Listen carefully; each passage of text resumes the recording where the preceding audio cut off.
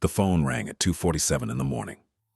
The phone rang for a man who had been dead for 11 years. I was lying on my side of the bed, pretending to sleep. My husband's cell buzzed once, twice, then the screen lit up the ceiling. He grabbed it like it might detonate. "Hey, yeah, it's me. I'm alive." Those were his exact words. "I'm alive," whispered, careful. His twin brother Theo had drowned in Lake Pueblo in April of 2003. I had gone to the memorial. I had watched my husband sob into his mother's shoulder for 3 hours. Wyatt slid out of bed in his bare feet. He walked into the hallway. He closed the door behind him so carefully the latch didn't even click. "I'm Holland Marsh. I'm 37. I work as an archivist at a university library in Tucson, Arizona. Which means I spend my days with things people forgot about on purpose. Letters nobody answered. Photographs nobody claimed. Whole cardboard boxes of a person's life, labeled in pencil by someone who loved them. I married Wyatt Marsh when I was 26. He was 28. He had the kind of laugh that made strangers look over and smile. He smelled like cedar soap. He made pancakes shaped like turtles for our son. And that night, lying in the dark with my face turned to the wall, I understood something I had no proof of yet. I understood it the way you understand a scream in another language. He had been lying to me since before our wedding. I didn't get up. I didn't confront him. I listened to the low hum of his voice through the drywall for 11 minutes. Then I heard him say, "I'll wire it Tuesday. Don't call this phone again." He came back to bed at 3:04 a.m. He kissed my shoulder. He fell asleep in 90 seconds like a man with a completely clean conscience. I stayed awake until the sun came up, and I thought about my grandfather. My grandfather, Silvano, raised me from the time I was 9. My parents had died in a car accident on Interstate 40 outside Amarillo, and Silvano drove out from Tucson to get me in a blue Ford pickup that smelled like pipe tobacco and engine grease. He was 68 years old. He had already buried a wife. He took one look at me in the lobby of the sheriff's station and said, "Get your bags, sweetheart, we're going home." He didn't say much. He was a retired machinist at the Southern Pacific Rail Yard. His hands were permanently stained the color of old iron.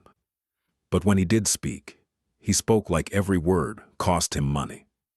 The one thing he said to me, more than anything else, was this: "A liar is a squirrel, burying nuts. If you're patient enough, he'll forget where he put them, and you can watch him starve." I was 11 the first time he said it. I was 14 the second time. I was 22 when he said it at my college graduation, and by then, I was old enough to understand he was giving me a tool, not a rhyme. Silvano taught me to keep everything. That's what archivists do, and that's what he was in his own way. He had a shoebox in his closet with every letter my grandmother had ever written him. He had the receipt from the hardware store where he bought my first bicycle. He had a small notebook where he wrote down the license plate of every car that ever backed into his mailbox. 3 of those cars over the years were eventually matched to him by insurance companies. Silvano got every dime. "You keep things," he told me. "You label them. You put them in order. The truth is just the thing you remembered when everyone else forgot." That's the sentence I thought about the morning after the dead man's phone call. You keep things. You label them. You put them in order. My son Emmett was 6. He was asleep down the hall with his stuffed tiger and a nightlight shaped like the moon. I made coffee. I buttered toast. I kissed Wyatt's forehead when he came into the kitchen, and I told him he looked tired, and he said he had a weird dream about his brother. "I dreamed Theo was calling me," he said. "It felt so real." I smiled. I said, "Grief is strange, honey." And I opened a new folder on my phone that morning, in the cloud, and I named it Squirrel. And the first thing I put in it was the timestamp from the night before, 2:47 a.m. Wyatt's phone. Call duration, 11 minutes 23 seconds. Number unknown. That was day 1. There would be 143 more. I need to tell you about Wyatt before I tell you what I found. Because if I just list the facts, you'll think I was an idiot for missing them.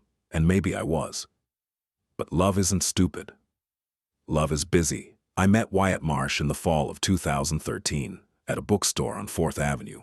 He was in the philosophy section, holding a paperback copy of Kierkegaard and looking genuinely annoyed with it. I reached around him for a book on Western land grants. He said, "Please tell me yours is better than mine." I laughed. We got coffee. 6 months later, we were engaged. He told me his twin brother Theo had died in a boating accident in Colorado 10 years before we met. He told me it had destroyed his family. His mother drank now. His father was dead of a heart attack. There were no photos of Theo in his apartment because it hurt too much to look at them. I loved him more than I loved myself, Wyatt told me, on our third date, over tacos at a place called El Charro. He had tears in his eyes. Real ones. I watched them fall. I should tell you, I noticed one small thing even then. I asked him what Theo's middle name was, because I wanted to know him, even posthumously. Wyatt hesitated. Just a beat. Then he said, Matthew, Theo Matthew Marsh. And he changed the subject to the salsa. I didn't think about it again for 11 years. We got married in 2015 in Silvano's backyard. He walked me down a path of flagstones he had laid himself. He kissed my forehead and said, He seems like a good one, honey. Keep your eyes open anyway. I remember that afternoon so clearly it hurts now. The yard smelled like orange blossom and the dust that rises out of Sonoran ground when the sun has been on it all day. Silvano had set up a folding table with a white sheet for a tablecloth. There was a small jar of mesquite honey in the middle of it that he had traded a neighbor a set of wrench sockets for. My grandfather did not believe in spending money on flowers. He believed in spending thought on them. The ceremony was 9 minutes long. The reception was 4 hours. Somebody played a Willie Nelson record on a portable speaker, and the needle kept skipping, and Silvano just shrugged and said, Let it skip. The good parts come around again. Silvano died in his sleep in 2018. The funeral was small. Wyatt gave a beautiful eulogy about a man he had known for 5 years. I held my son, who was 6 months old, and I didn't cry until 3 days later, when I found a post-it on the underside of a kitchen cabinet in Silvano's house. In his handwriting, it said, Holland, the coffee is in the freezer. He had put it there because he knew I'd come clean out his kitchen someday and I'd need coffee when I did. That was my grandfather.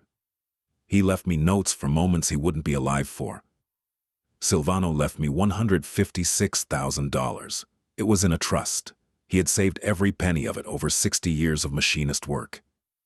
He told me, before he died, that this money was for Emmett's college and for emergencies and for one trip to Portugal that I had been dreaming about since I was 12. He had made me promise to go. Lisbon, he said. Porto. The little blue tiles. You go for both of us. Wyatt was a co-trustee because we were married and that was standard. I didn't think about it. I never thought about money. That is not a flex. That is a warning. Now, back to the phone call. The morning after the 2:47 a.m. call, I went to work and I did something I hadn't done in 11 years of marriage. I opened the small fireproof safe in our bedroom closet, where Wyatt kept his passport and his old tax returns, and I photographed every single document inside. Then I put them back exactly where they had been. I noted which way his passport was angled. I noted the order of the papers. I did it the way I would have processed a donation at the library. The safe had that particular smell safes get: cold metal and old paper, and a faint chemical bite from the fireproofing lining, like a vitamin shaken out of a bottle. I remember noticing it because I had never noticed it before. I had been married to this closet for 11 years, and I had never once leaned in close enough to smell the inside of it. That's what a lie does, I think. It holds your head at a particular angle, and the second you turn, you realize the room had a smell the whole time. That was Monday. On Tuesday, I drove to an ATM I had never used and withdrew $300 in cash. I bought a burner phone at a Walmart in Marana.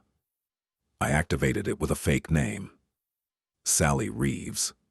I picked it because it was the name on a vintage typewriter that had been donated to my library in 1987. I want to be clear. I did not yet know what I was dealing with. I only knew my husband had said, "I'm alive," into a phone at 2:47 in the morning, and that he had mentioned wiring money on Tuesday. That was Tuesday. I checked our joint checking account at 11 a.m.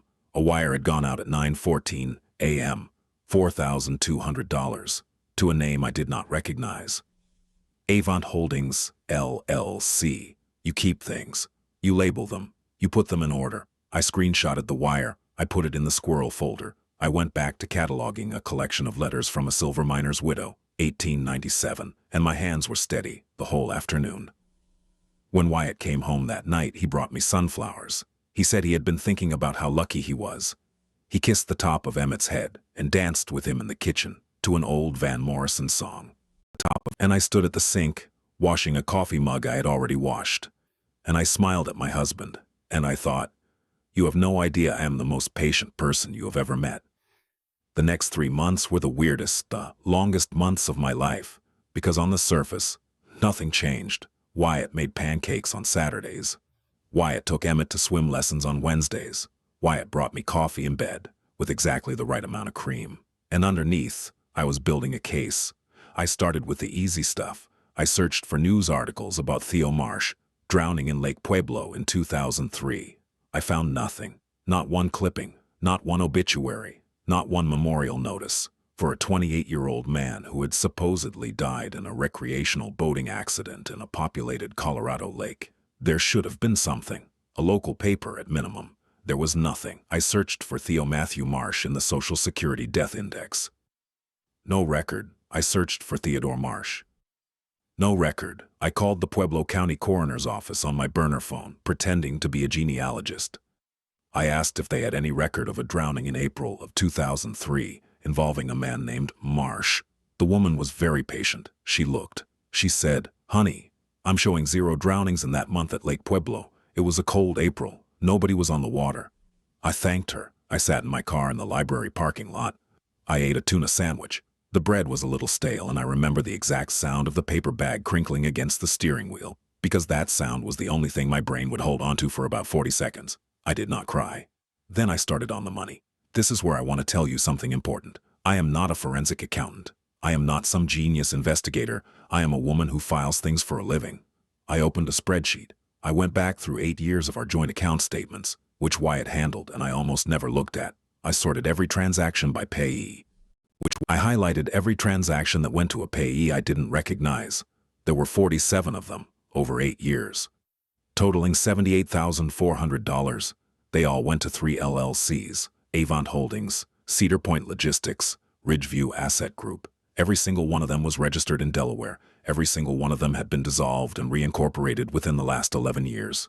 I wasn't smart enough to trace them, but I knew somebody who was, and this is where I have to tell you about Priya. Priya Balakrishnan was a reference librarian at my university, and she had been my closest friend for 9 years. She was 45, divorced, no kids, read 4 books a week, and had a dry streak of humor that could strip paint off a wall. She once told a patron who yelled at her, "Sir, I survived my mother-in-law. You are a light breeze." The patron apologized. I had told Priya nothing for the first 6 weeks.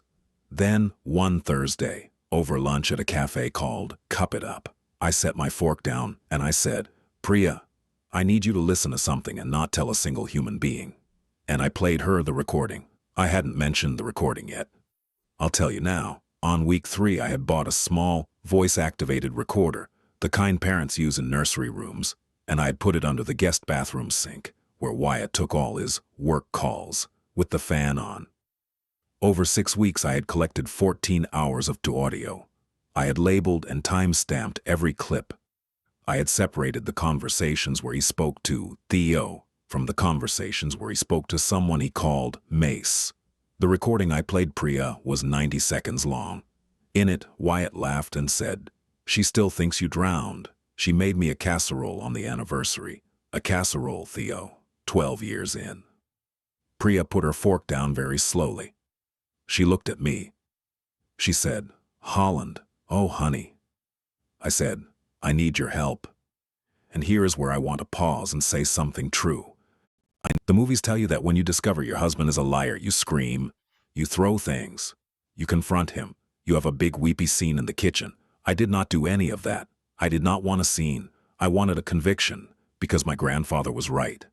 Wyatt had been burying nuts for 11 years, and he had forgotten where most of them were, and I was going to find every single one.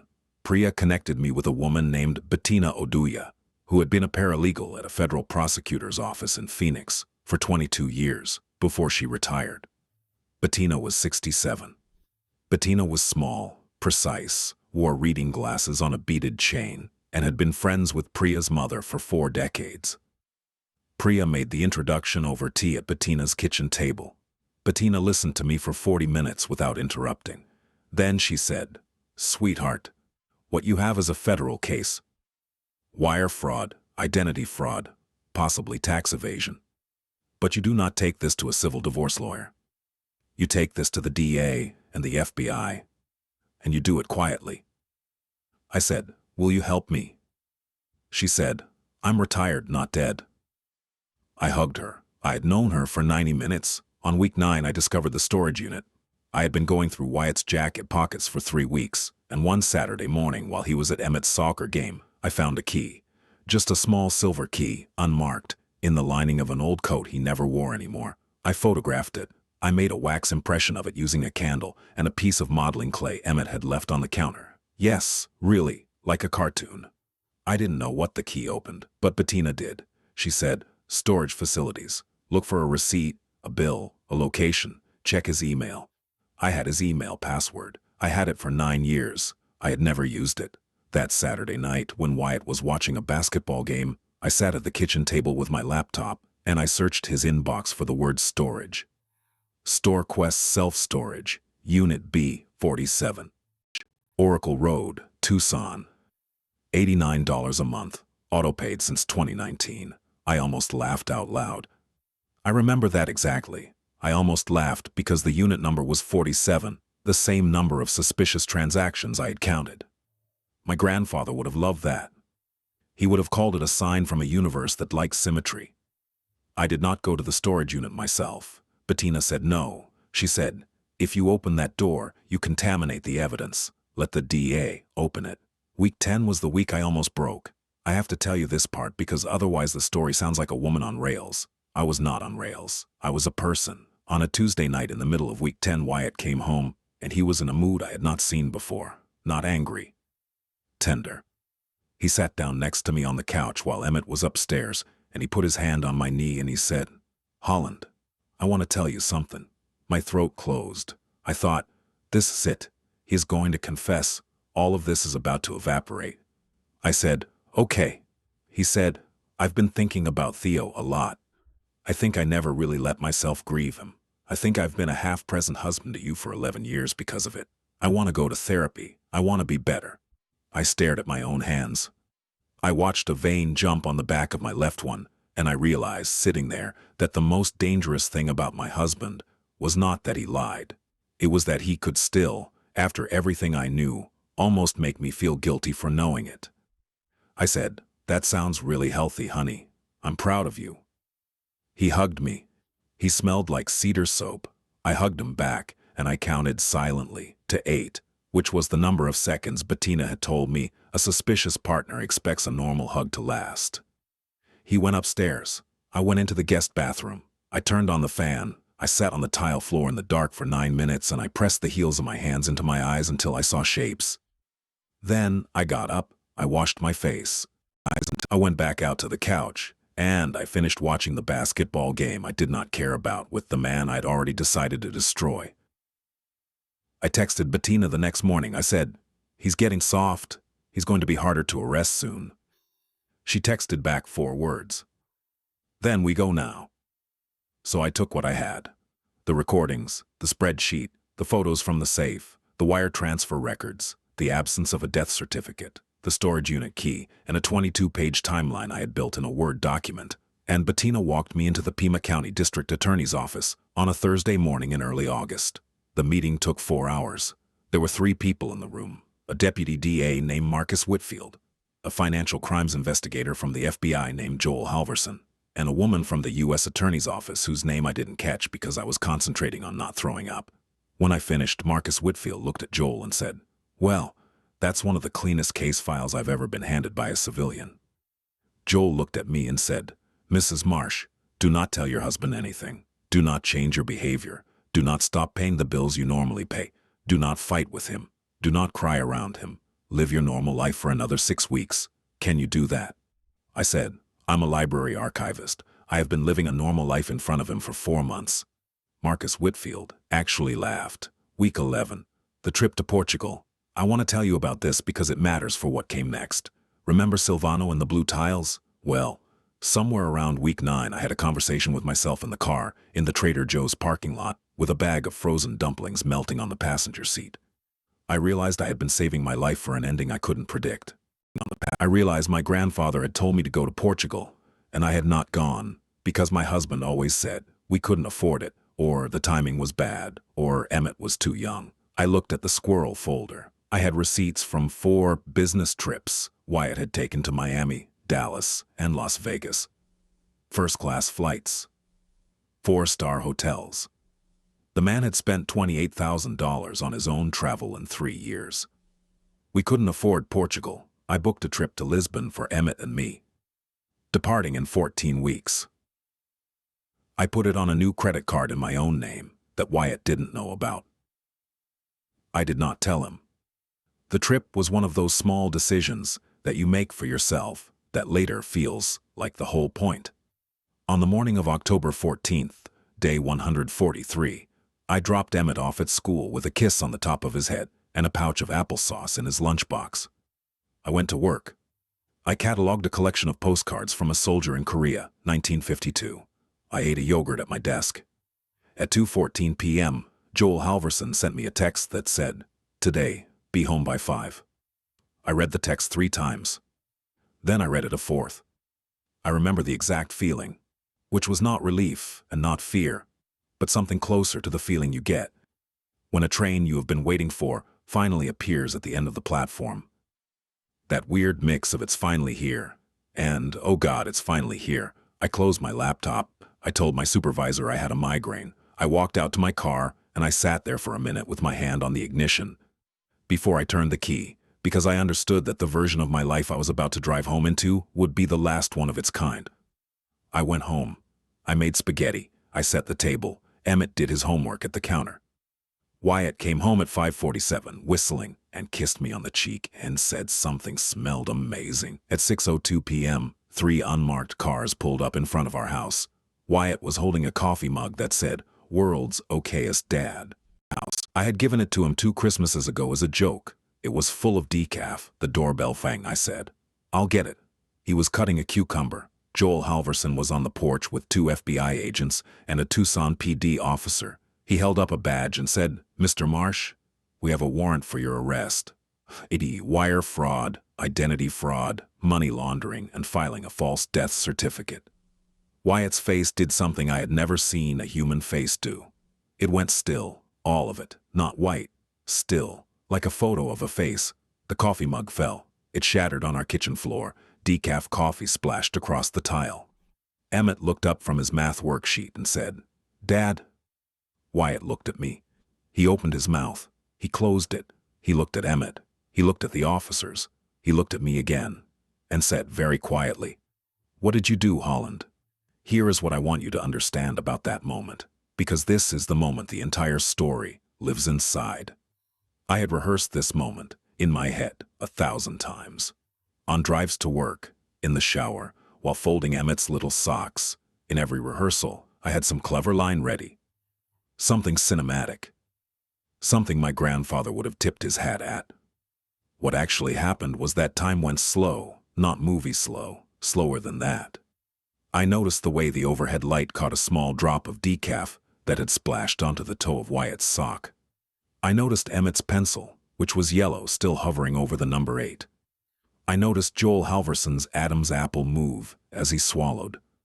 I noticed that my own breath was coming in through my nose in a steady, even rhythm, the way it does when you are lifting something heavy and you know you cannot drop it. And I thought, for just a second, about the night before our wedding. Wyatt had sat on the edge of Silvano's guest bed and held both of my hands and told me he was the luckiest man in the world. He had been lying then. He had been lying in the bookstore. He had been lying at El Charro over tacos, telling me he loved his brother more than he loved himself, while his brother was alive in Nevada, eating a microwaved burrito. Every kind word he had ever said to me was sitting right then on a shelf in my head, and I watched each one get relabeled.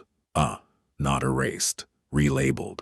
The archivist in me was doing the work even in that moment, putting a small red dot on each memory. Revise, revise, Revise. I walked over to Emmett. I put my hands on his shoulders. I turned him away so he wouldn't see the handcuffs. I said, "Sweetie, go upstairs and pick out a book." "Any book. I'll be right up."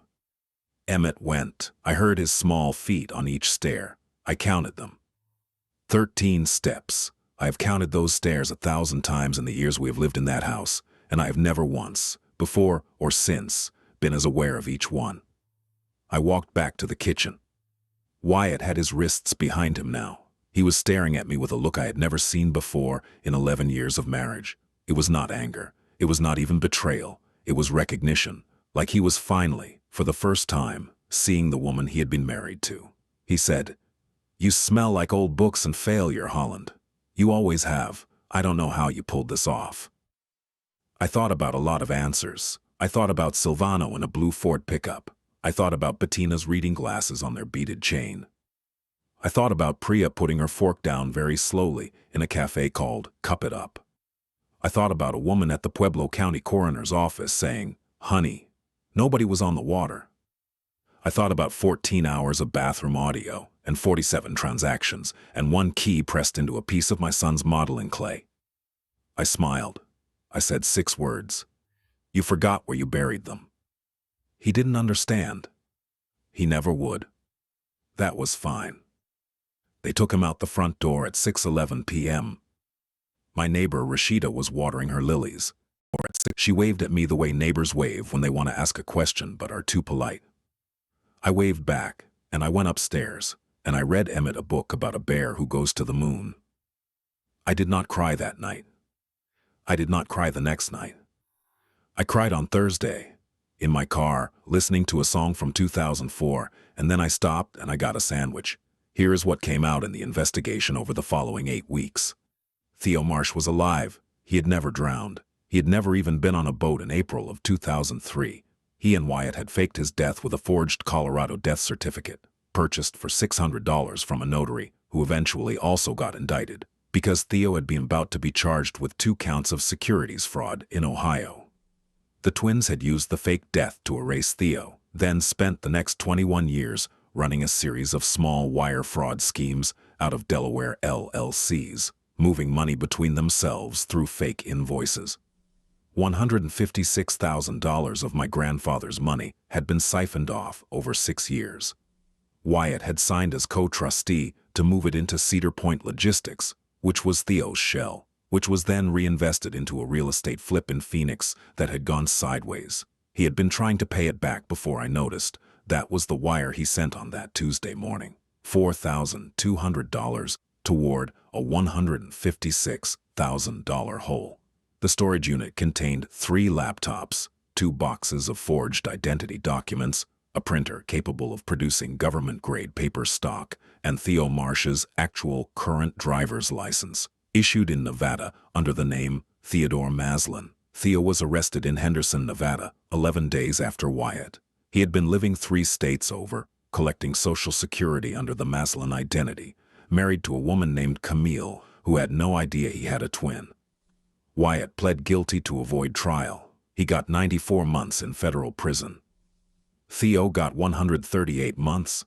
The DA's office worked with a federal civil team to recover what was left of my grandfather's money.